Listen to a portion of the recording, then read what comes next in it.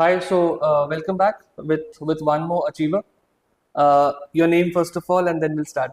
So my name is Devanshu Gyanchandani. I Okay, was in last year batch, okay. 2023. And you're currently studying at IMT Ghaziabad. IMT Ghaziabad. So you must have finished your internship and Yeah, right now. I yeah. just finished my internship this Okay, month okay. only.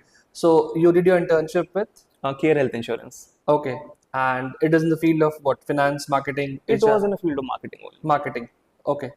So we'll decode your preparation first, and then we'll come down to your college, and then the next phase, Sure, right? sure. So if you're comfortable sharing your CAT percentile last year, It was 93.33 in CAT. 93.33, and what about the calls that you received? So the calls which I have were GIM, XIMB, IMT, IIT Kanpur. These were Okay, the four major calls, and I also had IMA. okay. So you converted IMT all of Ghaziabad. them, or like what? I just converted IMT Ghaziabad. The Okay, rest were waitlisted. waitlisted. Hmm. Okay, and you finally went into IMT Ghaziabad. Yes. Your honors is marketing. Yeah. Okay, right. So how's the experience in last 1 year? So IMT was a pretty much game-changing thing for me. There were a Hmm. lot of different things which happened. There were a lot of myths which were broken, a lot of Hmm. reality checks. Hmm. But in all, it was a major learning experience, a holistic learning experience, which I'll say. Okay, you refer to some myths being broken. What exactly are those myths? Some things about like for my summer internship, majority of that because Hmm. I first thought that getting placed is easy thing, Hmm. but there are a lot of things after CAT as well which you Hmm. have to prepare. Hmm. So that was something. Not getting shortlist for a company which you expect to get a shortlist Hmm. or that was something. So these were Okay, so lot of things to be clarified over here. So people generally feel that if they get into a B school, their placement is a sure shot thing. Is that the case? That is the biggest myth I'll say because Okay, a B school guarantees you an MBA, it doesn't right. guarantee your placement. Okay. So what exactly is required when you get into a B school? Wherein what exactly do you need to do to ensure that your placements are good, your internship is happening? What exactly is to be done? I'll, Because you've experienced it, so you will be in a better position to guide them. I think the first thing is which we should focus on is talking to our seniors, Hmm. how they have gone through that experience, who have got a better company than some other. And I'm not saying that don't talk to someone who is having a low SIP Hmm. number Hmm. or a low company, but Hmm. you should talk to everyone and know how they have prepared for it. Hmm. I'll say newspapers is also a great thing just because all of the companies have a GD round. And True. for a GD, you need knowledge first. So Hmm. reading regular newspaper is something which you should prepare for, and you should also buy some courses or anything, or just there are a lot of online courses which prepare you for placements, which have Hmm. mock interviews, mock GTs. Hmm. So I think people should also purchase that because it's a low investment, but it gives you a high return. Okay. Okay. How important it is to participate into various co-curricular and extracurricular activities, especially pre-MBA and during MBA? I'll say during MBA it is important. See, there are a lot of people in my B school who have come from a three-tier three-tier undergraduate college, so they Hmm. did not have the opportunity. True. So if you're in a B school during an Hmm. MBA, you should participate in club and committee activities. Hmm. And if before that you have a national certificate in any sports or anything, that is a plus point. But if Hmm. not, then you can also gather those certifications in your college. So if somebody has a national level certificate or a city level competition winning certificate pre-MBA during preparation, does that add to the internship possibility or does it help in getting an internship? No, it does No, not. no, it does No, not. it does not. Okay, so suppose I have a this certificate that to during my MBA. Does that add to my internship? See, it does not add to your internship. It adds to your interview if you are reaching an interview level, Mm-hmm. and a recruiter is asking questions about that. True. So it is something that you can, drive the interview by that. Mm-hmm. But it does not act as a what you will say that it will guarantee you a So shortlist. there's no guarantee There as is no such, guarantee right? as such, but it can help you in your interviews. So Hmm. to show the company that you are not completely focused on one thing, you are doing something extra. Hmm. But before that, I don't think it plays a major part in your CV. Hmm. Okay. It is a plus point, but it's not a major part. Right. How important is WorkX as a parameter to ensure that you convert the call and obviously you have a internship in your bag?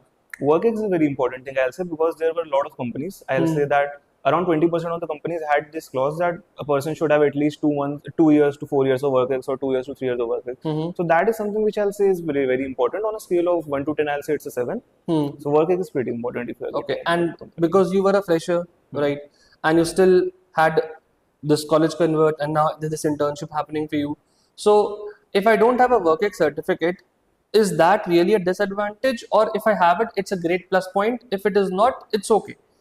It's like that only that if you have it, it's a plus point. But if not, it's okay. You can get into a B school. There is no clause in a B school that you can't get into it without a work ex. But a lot of colleges during the time of shortlisting, they have that criteria 20% weightage to work ex or 10% weightage to work ex. True. So I'll say it's a somewhat of a disadvantage of freshers because there is a less scope of scoring. But it's okay if you don't have a work ex. It's not completely necessary. It's just a good plus point. Okay, right.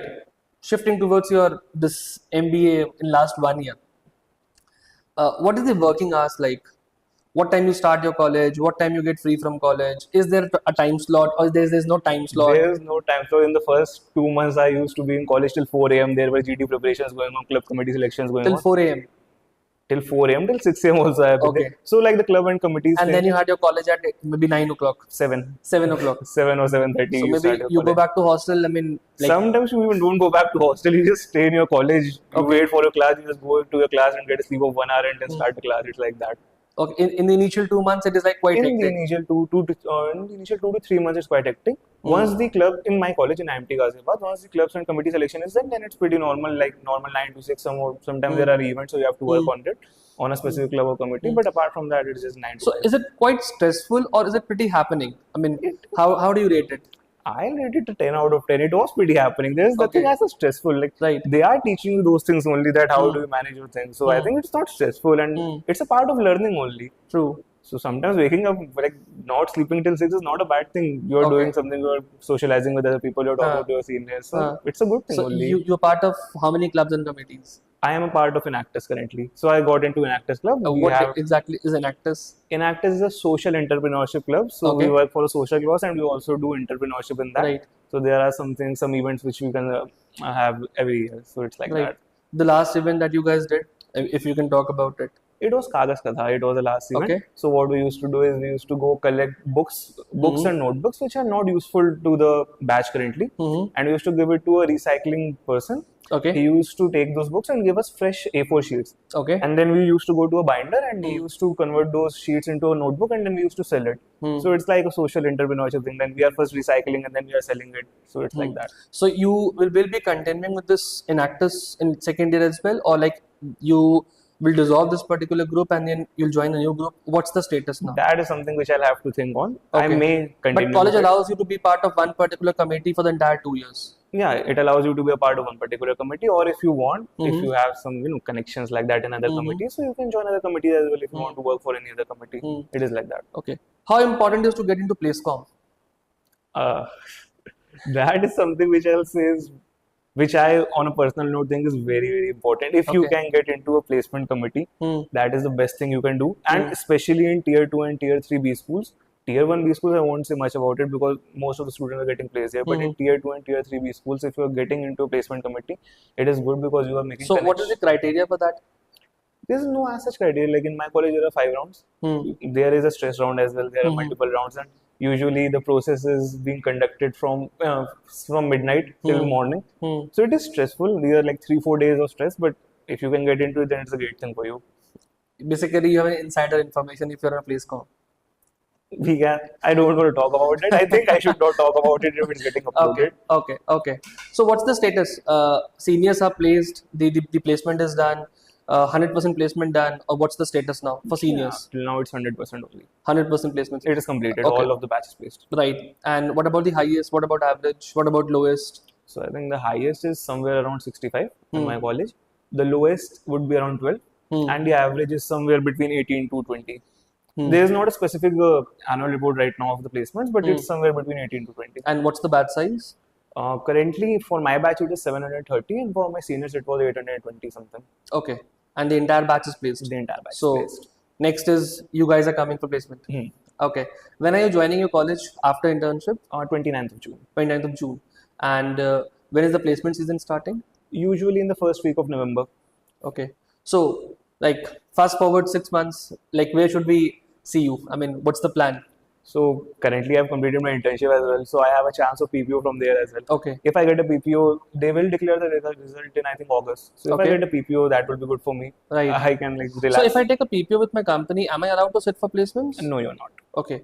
So that's it. One offer per person. If you're getting one offer, you should accept it. And what if I reject my PPO right now and take a placement and then maybe like I talk with my company and get a PPO, then not allowed? You can't do that. Like there is a clause in my college that if a PPO is above 15 LPA, so you cannot reject it. Okay. Because it's a very decent amount considering everything. Right. And once you reject it, it's completely rejected. You can't go back to it. If you are not getting a placement, good placement, then you can't go back to it. It's not like that. Okay.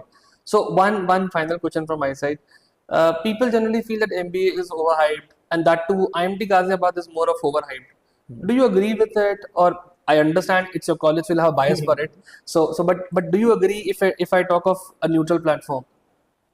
I'll say my personal experience. Yeah. So from where I did my undergraduate, it was a tier 3 or 4 college of Lucknow only. I wasn't able to get into a great college during my UG. Okay. But going to IMT, so it completely changed myself because there were a lot of new things which are club committees, placements, and everything. So it was completely a new experience for me. For good, it was major of the part was for good. There were some downsides as well, but it wasn't a major downsides. But till now, I can see myself that in this 1 year, I've showed myself that I can work in most of the industries in the marketing and sales sector. So that is a plus point for me. So I think going to IMT was a major game changer for my life completely. Okay. So I won't say it's overhyped or anything like that. I have this neutral experience only that if you weren't able to grab a great opportunity in your undergraduate, post-graduation is a great thing for you because you can learn a lot of new things there. Right. Thank you so much. Thank you for coming. Thank you, sir.